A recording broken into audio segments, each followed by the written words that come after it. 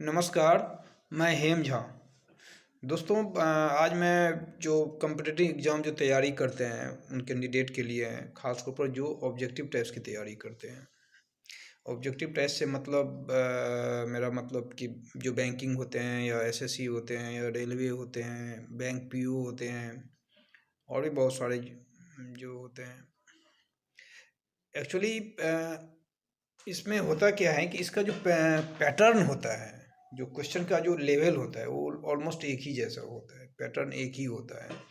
आपको ये नहीं है कि बैंकिंग की अगर आप तैयारी कर रहे हैं तो इसके लिए आपको अलग से बुक पढ़ने पड़ेंगे। अगर एसएससी का तैयारी कर रहे हैं तो अलग से बुक मार्केट में आपको अलग से मिल जाएगा।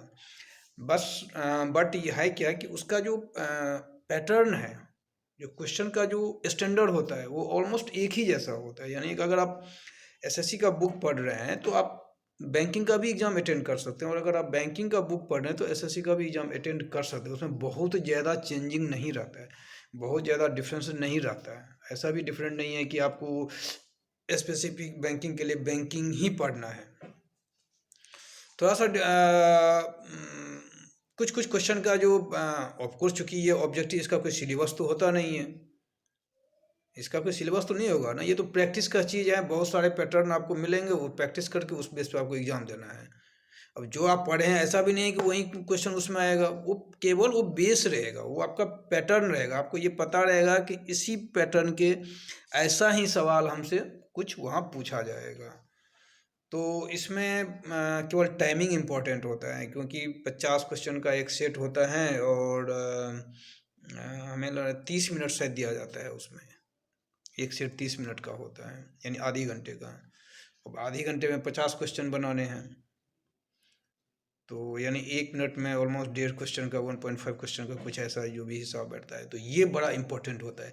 लेकिन जब आप तैयारी करते हैं, अगर आप फर्स्ट टाइम अगर आप इस एग्ज़ाम की तैयारी करने जा रहे हैं, एक प्लानिंग सेट किए हैं कि हमको ऑब्जेक्टिव टेस्ट निकालना है, क्लर्क ग्रेड निकालना है, या बैंक पीओ निकालना है, या रेलवे निकालना है, तो स्टार्टिंग में आपको टाइमिंग को नहीं देखना है।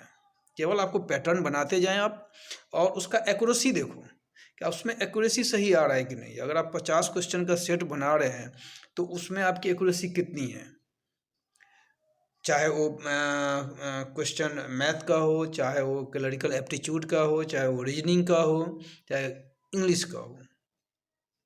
अगर आपका मैथ है, मैथ तो आपको पता है मैथ मैथ है। अगर आप किसी का मैथ स्ट्रांग है तो उसके लिए वो आधी घंटे भी से ज़्यादा ही होगा, क्योंकि मैथ में तो खासकर जो कैलकुलेट करने में बहुत तेज हैं, शार्प हैं, जो मन मतलब मन में ही कैलकुलेट क्वेश्चन पढ़ा और कैलकुलेट कर लिया। एक होता है उसका उसका एक ट्रिक भी होता है। अगर आप पैटर्न जब आप सेट बनाएंगे तो उसमें एग्जाम्पल में ट्रिक भी दिया हुआ रहता है, वो आपका काफ़ी हेल्पफुल रहेगा आपके लिए। तो जब ये प्रैक्टिस करते जाएंगे तो आपका मैथ पे कंट्रोल हो जाएगा। और अगर पहले से अगर आप स्ट्रांग हैं तो फिर तो अच्छी ही बात है। लेकिन जो एवरेज है मैथ में, होता है ना, हर कोई ऐसा तो नहीं होता है स्ट्रांग, किसी का इंग्लिश स्ट्रांग होगा तो मैथ वीक होगा, तो उनके लिए भी ये प्रैक्टिस बन जाएगा।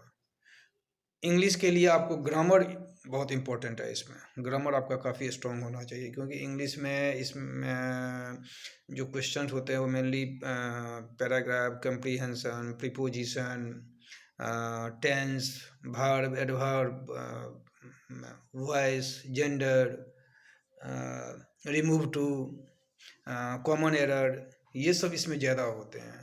तो ये ज़्यादातर ना आपका क्या कहते हैं, ग्रामर से ही रिलेटेड होते हैं। तो ग्रामर इसमें अगर आपका स्ट्रांग है तो मच बेटर होगा, वो भी आपको काफ़ी हेल्प करेगा वहाँ पे आके।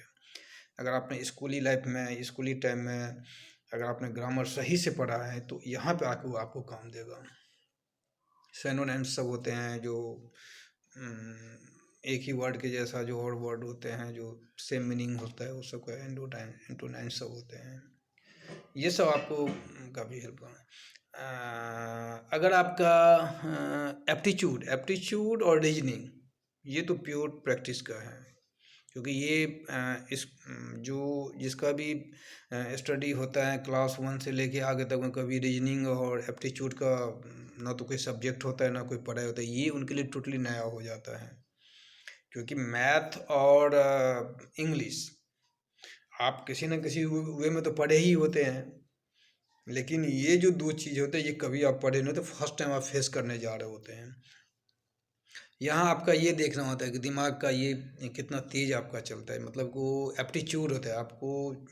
देखा जाता है कि वो दिमाग कैसे इस क्वेश्चन को आप सॉर्ट करते हैं, सोल्व करते हैं। वो आपके लिए नया सेट रहेगा और नया प्रैक्टिस रहेगा, अगर उस सब को आप प्रैक्टिस करते हैं टाइमिंग पे फोकस नहीं करके, तो वो आपका अच्छा रहेगा। और जब आपको लगेगा कि आपका जैसे 50 क्वेश्चन का एक सेट होता है और उसमें आपकी एक्यूरेसी अच्छी आने लगी है, उसके बाद आप टाइम मैनेजमेंट कर सकते हैं कि हमको 30 मिनट में 50 question you have to solve. अगर आप ये सब सॉल्व कर लेते हैं तो आपकी प्रैक्टिस अच्छी जा रही है। इसके साथ बुक्स जो हैं, बुक्स आपको मार्केट में बैंकिंग का अलग से मिल जाएगा, एसएससी का अलग से मिल जाएगा, रेलवे का अलग से मिल जाएगा। उतना ही नहीं, इसमें भी सब्जेक्ट के हिसाब से मैथ का अलग से बहुत सारा बुक मिल जाएगा, रीजनिंग का अलग से मिल जाएगा, इंग्लिश का अलग से मिल जाएगा। तो बुक्स पढ़ना ऐसा ये नहीं है कि आपने कोई एक बुक्स पढ़ लिया उस पर, आप जितने सारे मटेरियल को जमा करके इसका पीडी तो खैर सिविल सर्विस के लिए होता है, लेकिन आप चाहे तो पीडी भी पढ़ सकते हैं, उसमें भी कुछ सेट सब होते हैं। कंपटीशन सक्सेस होता है, प्रतियोगिता किरण होता है, और भी बहुत सारे मार्केट में होते हैं। क्रॉनिकल वो भी सिविल सर्विस स्टैंडर्ड का होता है, लेकिन आप चाहें तो उसको भी यूज कर सकते हैं। ये सब मटेरियल, जितना मटेरियल इसमें कलेक्ट करें, ऑब्जेक्टिव में कुछ एग्जाम में जीके भी होता है, जीके भी होता है कुछ एग्जाम में। तो आपको ये जो मैगजीन्स होते हैं, ये मैगजीन्स पे आपको पढ़ते रहना है, पेपर आपको पढ़ते रहना है। इन सबसे जो आपका जो जीके है, आपका जीएस, ये काफ़ी अपडेटेड रहेगा। और जो इस पे करंट अफेयर्स होता है वो काफ़ी इंपॉर्टेंट होता है। करंट अफेयर्स में बहुत सारे आपका इकोनॉमिक भी रहेगा, पॉलिटिक्स भी रहेगा, इंटरनेशनल अफेयर भी होगा और स्पोर्ट भी होगा। तो इसमें बहुत सारा वो मिक्सअप रहता है। तो ये आपको पेपर मैगजीन सबसे मिल जाएंगे। जो कंपटीशन का जो मैगजीन्स होता है जो मैंने बताया, वो अगर आप मटेरियल, तो ये सारा मटेरियल जमा करके जितनी सारी आप प्रैक्टिस कर सकें।